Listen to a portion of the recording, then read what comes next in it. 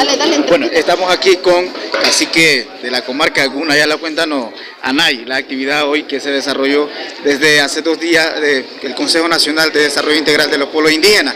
Pues que ahora, ¿qué tal le pareció la actividad aquí en la comarca Nove Buglén, Llano Tugrí?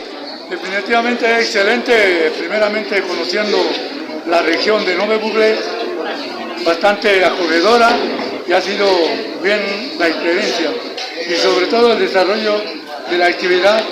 Bueno, hemos dado muchas expectativas y además esperando que el mismo gobierno tome carta al asunto para que esa sea efectivo y productivo para la comarca.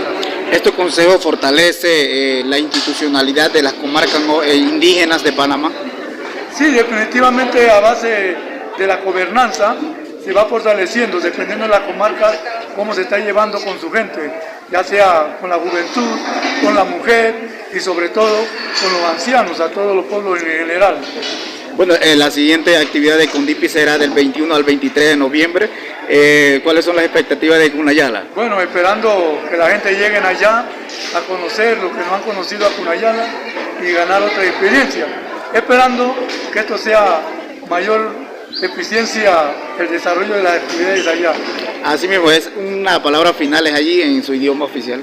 Entonces, no es buena acá, iba bueno.